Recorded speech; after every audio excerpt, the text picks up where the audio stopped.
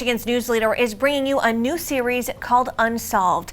Each month, 9 and 10's David Leiden dives into an unsolved crime in northern Michigan and brings you an extended interview on our Unsolved podcast. And tonight, we are headed to the northern part of Emmet County for a case that dates back more than 5 decades.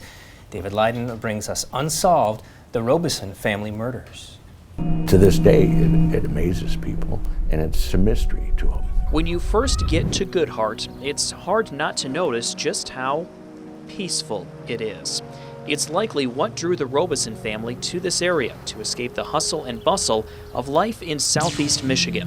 Back in 1968, things were pretty simple, and that was a pretty sleepy little town with a little general store and a gas station. But a horrifying discovery inside the Robison family cottage would rock this quiet Lake Michigan town. Unfortunately, Richard, his wife Shirley, their sons Richie, Gary, Randy, and Susan had all been killed. It was terrible. I mean, those bodies had been moved over the heat registers, so they were badly decomposed. It was a mess. The entire family shot and killed. What followed was a 15-month investigation, according to Emmet County Sheriff Pete Wallen, one that eventually led investigators to one man. The prime suspect in this was Mr. Robison's business partner, Joe Scalero.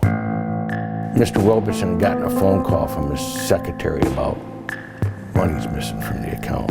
And so I think Mr. Robison, he had a conversation with Mr. Scalero, and I guess it wasn't very good. There was a lot of yelling and screaming. There was some evidence found at the scene linking Scalero to the crime. They did get shell casings from the scene, and they knew that Scalero had that .22 Armalite.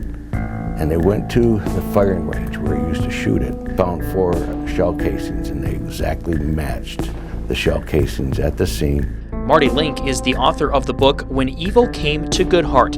She says there were other factors that pointed to Scalero. One, he didn't have an alibi.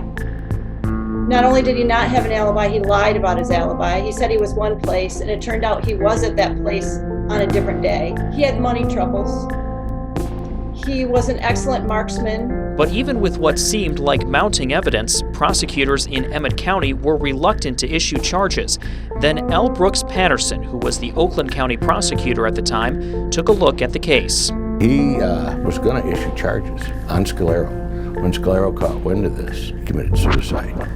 You know, he left notes that I'm not a liar, and I have embezzled, but I never killed anybody. Well, I think initially Scalero was completely overconfident and just thought, well, I'm this mover and shaker from the Detroit area. I'm Mr. Sophisticated. I can completely hoodwink these bumpkins from up north. The case remains open, and Sheriff Wallen says tips still come in, but none that have led to the breakthrough investigators hope for. I'm very confident that Scalero did it. The only thing that, and probably you've heard it and other people have, did he do it by himself? The tragedy is that it was just money. All that grisliness, all that suffering and all that death and an entire family annihilated was just over money. For 9 and 10 News, I'm David Leiden.